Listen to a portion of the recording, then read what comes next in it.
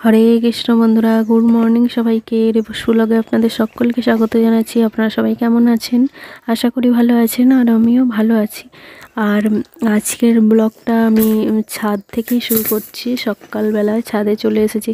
প্রত্যেক দিন তো একরকম ব্লগ হয়, তো আজকে একটু অন্যরকমভাবে ব্লগটা শুরু করছি। তো এখানে এই যে ফুলগুলো দেখুন কি সুন্দর হয়েছে, কুঁড়ি এসেছে, এখনও ফুল ফোটেনি। আর ওই ডালিয়া কুঁড়ি হয়েছে, ডালিয়াটা এখনও ফোটেনি।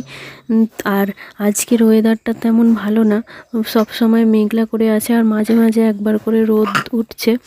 তারপরে আর পুরো দিনটাই পুরো মেঘলা করে আছে। আর এখানে আমাদের একটা কলা গাছ ছিল, সেই কলা গাছটা কেটে ফেলেছে, আর এই যে কলার কাঁদিটা পেরে এনেছে। আর আজকে যেহেতু নিত্যানন্দ ত্রয়োদশী, তো আজকে ব্রত আছে, তাই জন্যে আজকে এটা সবজি করে তারপরে ভগবানকে ভোগ লাগানো হবে। আর এই যে পুরো কলা, সব কলাগুলো মোটা হয়নি, মাঝের কলাগুলো একটু মোটা মোটা হয়েছে। তারপরে সামনের দিকে এই কলা, তারপরে গোড়ার দিকের কলা সবগুলোই একটু সরু সরু আছে, মোটা হয়নি অতটা। রেখে দিয়েছিল অনেক দিন ধরে যে মোটা হবে তারপরে পারবে, কিন্তু সেই একই রকম আছে। মাঝের কলাগুলো মোটা হয়েছে বলে ওই জন্য পেরে নিয়েছে। আর ওই কলা গাছ থেকে এই থোড় বেরিয়েছে, তো ওই থোড়েরও রান্না আজকে হবে। আর এখানে সোনাকে স্নান করিয়ে দিয়েছি, দিয়ে তারপরে রেডি করিয়ে দিয়েছি। এখন সোনা হচ্ছে একটু খেলা করছে, আর ওখানে থোড়গুলো রাখা আছে, ও থোড়গুলোর কাছে যাচ্ছে। আর এখানে আমার ছোট্ট বাহুবলী কি করছে দেখুন, থোড় রাখা আছে, ভারী ভারী থোড়, ও জাগানোর চেষ্টা করছে।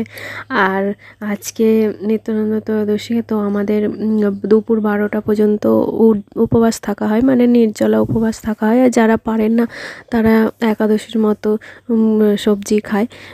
আর যারা পারে তারা 12টা পর্যন্ত নির্জলা উপবাস থেকে তারপরে একাদশীর মতো, যেমন একাদশীতে যে যে প্রসাদগুলো পাওয়া হয় সেইগুলো পায়। তো কি কি আমাদের আজকে রান্না হচ্ছে সব কিছুই আপনাদের সাথে শেয়ার করব, ভগবানের জন্য কি রান্না হচ্ছে। আর নিত্যানন্দ ত্রয়োদশীতে আমরা কি কি খাই, কি খেয়ে ব্রতটা পালন করি, সেগুলো সবই আপনাদের সাথে শেয়ার করব। তো আমার ব্লগটা আপনারা পুরোটা দেখতে থাকুন, আশা করি আপনাদের ভালো লাগবে। আর এই দিকে দেখুন, সোনা ওখানে থোড়টা নিয়ে খেলা করছিল, তারপরে আবার এই দিকে চলে এসেছে। এখানে দাদু টমেটো গাছ বসিয়েছে, সেইগুলোকে নিয়ে ছিঁড়ছে, পাতাগুলো ছিঁড়ছে, ছিঁড়ে খেলা করছে। নিত্যানন্দ প্রভুর আবির্ভাব স্থান মানে জন্মস্থান হচ্ছে বীরভূম জেলায় একচক্রা ধাম। তো সেখানেও আমি অনেকবার গেছি, দর্শন করার সৌভাগ্য পেয়েছি। তো ওখানে নিত্যানন্দ ত্রয়োদশীর দিন খুব বড় করে ধুমধাম করে পাঠ কীর্তন ও অনুষ্ঠান মহোৎসব পালন করা হয়। আর এইখানে এই দেখুন আমাদের ভোগ, ভগবানের ভোগ রান্না হয়ে গেছে, ভোগ লাগিয়েছে। আর এখানে যে কলাটা দেখালাম পেরে এনেছিল, ওই কলা থেকেই একটা সবজি করেছে আলু দিয়ে। আর এদিকে একটা কলার চোখা মতো করেছে, আর আলু ভাজা আছে। আর এই যে থোড়টা কেটেছিল, ওই থোড়টার একটা সবজি করেছে, বাদাম ভাজা। আর এদিকে ফল, এইগুলোই আমাদের একাদশীর দিন বা ব্রতর দিন এরমভাবেই খাওয়া হয় আর ভোগ দেওয়া হয়। আরও অনেক কিছু হয়, সাবুও হয়, তো সেগুলো আজকে আর হয়নি। আর এখানে আপনাদেরকে ভগবানকে দর্শন করিয়ে দিচ্ছি, এই দেখুন। আর কদিন মায়াপুরে একটু গরম গরম পড়েছে, মানে গরমকালের মতোই ওয়েদারটা হয়ে গেছে।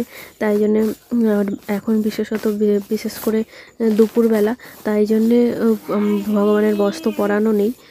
তো এরপরে আমি এখন চলে এসেছি হচ্ছে কুল পাড়তে। আমাদের বাড়ির পাশেই এই কুল গাছটা আছে, তো এখান থেকে আমি কটা কুল পেরে নিয়ে গেছিলাম। তো আজকে মা খেয়েছিল, তাই জন্য ভালো লেগেছে, বলছে আজকে ব্রতর দিন তো টক টক কুলটা বেশ খেতে ভালো লাগছে, তো তাই খাবে বললো। তাই জন্য আমি আবার পাড়তে এসেছি, এখানে কটা পেরে নিয়ে যাচ্ছি। এই গাছের কুলগুলো অতটা মিষ্টি না, টক। এই যে গাছটা আপনাদেরকে দেখাচ্ছি, দাঁড়ান। আর একটু ওই ভেতরের দিকটা যাই, ওখানে হাত পাবো ভালো। আর এইটা আমাদের সেই থোড় ছাড়িয়েছিল, সেই খোসাগুলো পড়ে আছে। আর এই যে কটা কুল নিয়েছে, এই যে গাছটা আছে, তো ওপরের দিকে বেশি আছে, ওপরে তো হাত পাওয়া যাবে না, তাই ওপরেরগুলো বড় বড় হয়েছে, ওগুলো পারতে পারিনি। আর এই দেখুন নিচে কত পড়ে আছে। তো আমি কটা যেগুলো হাত পেয়েছি সেইগুলোকে পারলাম, পেরে নিয়ে এখন চলে এসেছি বাড়ি। আর এখানে আমাদের সন্ধ্যা আরতি হচ্ছে।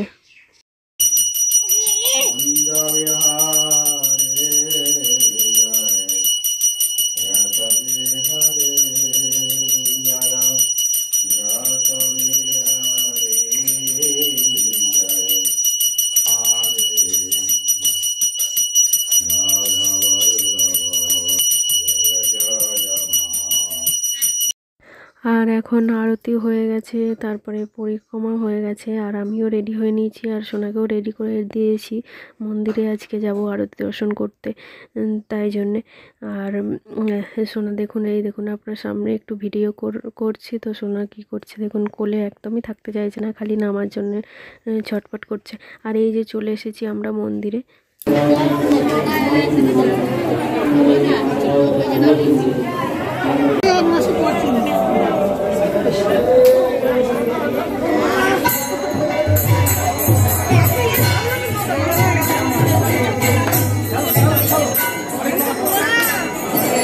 তো বহুবার দর্শন করে এবারে আমরা বাড়ি চলে যাচ্ছি। আজকের ভিডিওটা এই পর্যন্তই। সবাই ভালো থাকবেন, আবার দেখা হচ্ছে পরের ভিডিওতে।